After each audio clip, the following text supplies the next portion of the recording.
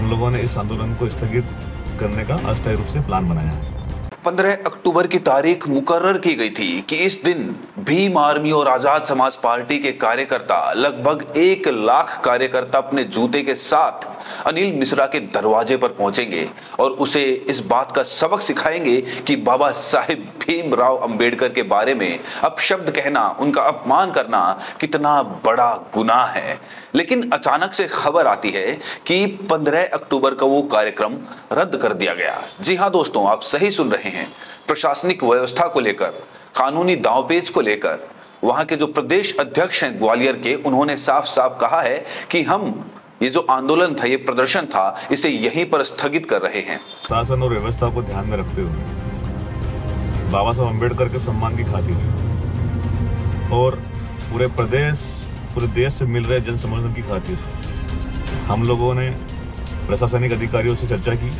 हमारी पूरी टीम ने, हमारे भीम आर्मी की, आजाद समाज पार्टी, ओबीसी महासभा और तमाम जो सहयोगी संगठन जिन्होंने समर्थन दिया, उन सभी संगठनों के प्रमुख साथियों से चर्चा कर, गहन मंथन कर ग्वालियर और पूरे क्षेत्र में शांति के लिए हम लोगों ने इस आंदोलन को स्थगित करने का अस्थायी रूप से प्लान बनाया है। दूसरी तरफ घोर मनुवादी, संविधान विरोधी अनिल मिश्रा का कोई भी माफीनामा आधिकारिक तौर पर सामने नहीं आया है। कुछ दिन पहले आपको याद होगा, ग्वालियर हाईकोर्ट में बाबा साहेब की प्रतिमा लगाने का विरोध हो रहा था और विरोध करने वाले यही अनिल मिश्रा और इसकी मनुवादी गैंग थी। लेकिन उस वक्त भी एक तारीख मुकर्रर की गई थी, आपको याद होगा, शायद जून में वो तारीख पड़ती थी, 15 जून की, और वहां पर भीम आर्मी प्रदर्शन करने के लिए इकट्ठा हुई थी और उन्होंने वादा किया था कि वो उस दिन वहां पर बाबा साहेब की प्रतिमा ग्वालियर हाईकोर्ट में लगाकर रहेंगे। लेकिन जब वो वहां पहुंचते हैं तो पुलिस प्रशासन द्वारा ग्वालियर हाईकोर्ट से 25 किलोमीटर दूर एक मैदान में रुकवा दिए जाते हैं, बैरिगेटिंग कर दी जाती है, जिससे कि भीम आर्मी और आजाद समाज पार्टी और जितने भी बहुजन वहां पर पहुंचे थे, जो बाबा साहेब को प्रेम करते हैं, उनका सम्मान करते हैं और चाहते हैं कि बाबा साहेब की प्रतिमा ग्वालियर हाईकोर्ट में स्थापित हो जाए, उन सभी लोगों को उस बैरिगेटिंग के द्वारा शहर में प्रवेश करने से रोक दिया जाता है।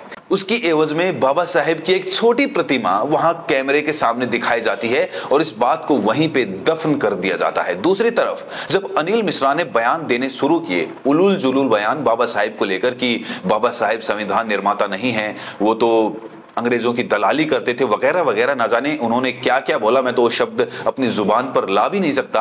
और कहते हैं कि BN राव असली संविधान निर्माता है और साथ ही चेतावनी देते हैं। जब उन पर FIR दर्ज होती है अनिल मिश्रा पर, तो बाकायदा चेतावनी देते हैं, बाकायदा एक बयान जारी करते हैं और कहते हैं कि हर एक FIR मेरे लिए एक प्लेटफॉर्म है, एक मंच है, ये साबित करने के लिए कि बाबा साहेब संविधान निर्माता नहीं है और मैं हर मंच से यही बात साबित करके दिखाऊंगा। जैसे जैसे FIR होगी, मुकदमे होंगे और वो मुकदमे मैं लड़ने के लिए जाऊंगा तो मैं ये साबित कर दूंगा कि बाबा साहेब संविधान निर्माता नहीं है। दरअसल अगर अनिल मिश्रा और मनुवादी गैंग की मानसिकता को समझते हैं तो हमें एक बात साफ साफ समझ में आती है। चलिए मान लीजिए कि संविधान BN राव ने ही लिखा है, तो क्या इससे जो संविधान में लिखा है वो बदल जाएगा? क्या आरक्षण की नीतियां बदल जाएंगी? जो लिखा है वो तो बराबर रहेगा, सेम रहेगा, उसमें तो कोई बदलाव नहीं होंगे। तो इससे क्या फर्क पड़ता है कि किसने संविधान लिखा है, किसने संविधान नहीं लिखा है? दरअसल दोस्तों, मनुवादी सोच वो सोच है जो कि आरक्षण विरोधी है। संविधान विरोधी तो है ही क्योंकि संविधान में आरक्षण दिया गया है, दलितों को बराबरी का सम्मान दिया गया है, समानता का अधिकार दिया गया है, हक और न्याय की बात है, जो कि मनुस्मृति पर एक गहरी चोट है। क्योंकि मनुस्मृति कहती है कि जो दलित महिला है उसको अपना अहोभाग्य समझना चाहिए अगर कोई ब्राह्मण उससे संबंध बनाना चाहता है तो।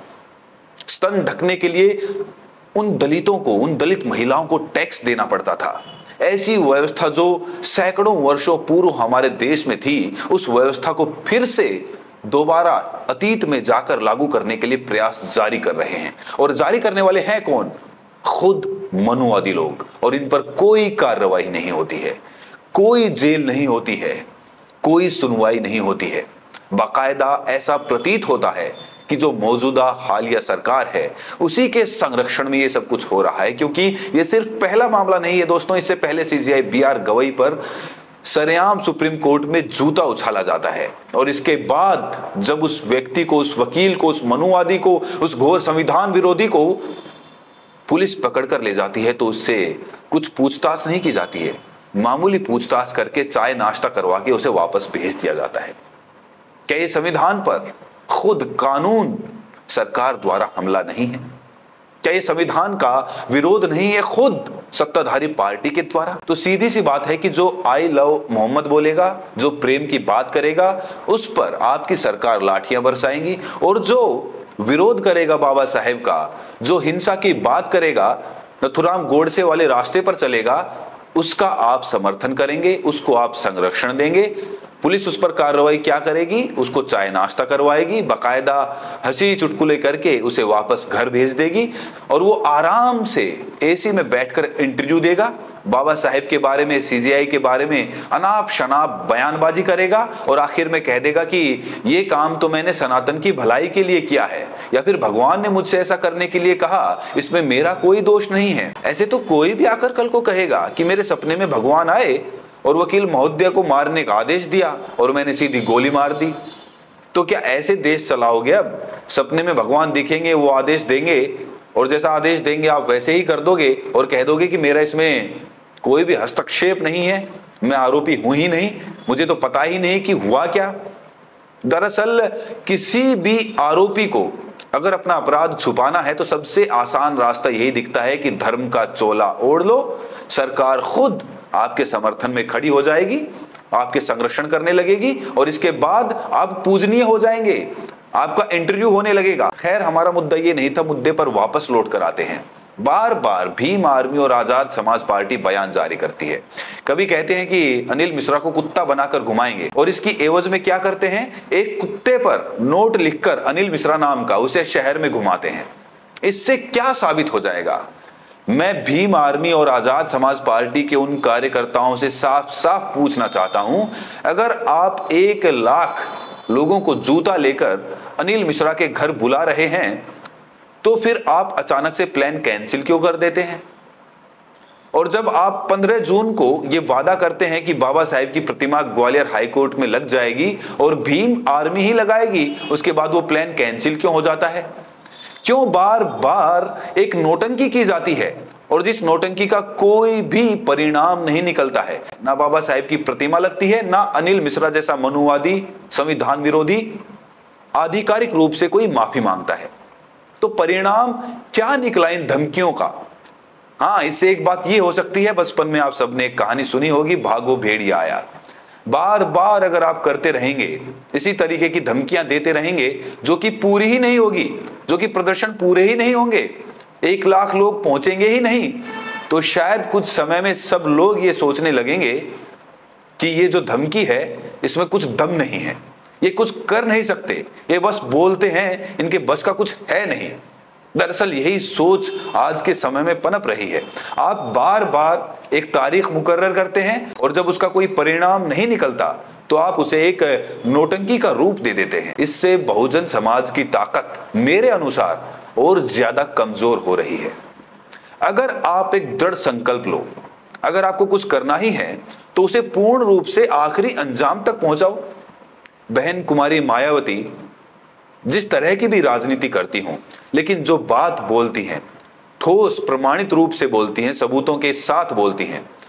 और उसके बाद चंद्रशेखर आजाद प्रयागराज में जाते हैं, वहां पर भाषण के दौरान वो रोने लगते हैं। क्यों? क्योंकि प्रयागराज में जो युवा है वहां के, उन्हें जेल में डाल दिया गया झूठे मुकदमे लगाकर गैंगस्टर के, ऐसा उनका आरोप है। क्योंकि पिछले समय में वो करछना गए थे, कौशाम्बी गए थे पाल परिवार से मिलने के लिए, आपको याद होगा, भारी विवाद पैदा हुआ था, हजारों की संख्या में वहां पर भीड़ पहुंची हुई थी। चंद्रशेखर आजाद को एयरपोर्ट से ही हाउस अरेस्ट कर लिया गया था, सर्किट हाउस में डाल दिया गया था, 8 घंटे तक उनको बिठाकर रखा गया और उसके बाद वहां पर हिंसा हुई, आगजनी हुई, तरह तरह के आरोप लगाए गए चंद्रशेखर आजाद द्वारा कि इसमें प्रशासन के ही लोग शामिल हैं, जो पत्थर फेंक रहे हैं वो पुलिस के ही संरक्षित लोग हैं। और इसके बाद वहां पर जो करछना के दर्जन भर गांव थे, वहां पर पुलिस की दबिश शुरू होती है, युवाओं को गिरफ्तार किया जाता है, कान पकड़कर उठक बैठक करवाई जाती है और इसके बाद गैंगस्टर के मुकदमे लगाकर उन्हें जेल में डाल दिया जाता है।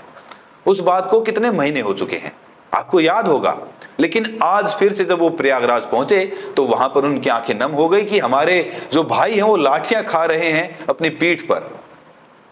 तो मैं फिर से यही सवाल करना चाहता हूं, आपकी तरफ से क्या एक्शन, आपकी तरफ से क्या एक्शन ग्वालियर के लिए, अनिल मिश्रा के लिए, प्रयागराज के उन युवाओं के लिए जिनको झूठे मुकदमे में जेल में डाल दिया गया। चंद्रशेखर आजाद ने एक वकीलों की फौज इकट्ठा की थी, कुछ लोगों की जमानत हो भी गई थी, लेकिन बहुत सारे लोग उस वक्त भी जो प्रयागराज के युवा थे उनको जेल में डाला गया था, जो अभी तक भी जेल में हैं। उनका परिवार किस तरह से चल रहा है ये कोई नहीं जानता, ये आप और हम लोग कल्पना भी नहीं कर सकते। ठीक है, आप कहीं भी प्रदर्शन करते हैं, आप आते हैं, मीडिया में नाम होता है, खबर बनती है, हम भी वो खबर रिपोर्टिंग करते हैं, लेकिन हमें भी बुरा लगता है जब इस तरह की घटनाएं होती हैं, जब प्रदर्शन पूरे नहीं होते, जब कोई परिणाम नहीं निकलता।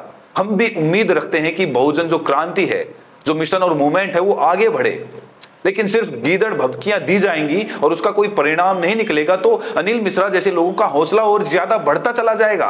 और उनका हौसला इतना ज्यादा बढ़ जाएगा जिस दिन आप सच में धमकी देंगे, सच में उन्हें चुनौती देंगे, चेतावनी देंगे, उसको भी वो मजाक में उड़ाने का काम करेंगे। और आज वही हो रहा है, हर बात को मजाक में उड़ा दिया जाता है। बार बार आकर वो कह रहा है कि मेरे लिए तो हर एक FIR एक मंच होगा, हर एक कोर्ट एक मंच होगा, ये साबित करने के लिए कि संविधान निर्माता बाबा साहेब अंबेडकर नहीं है।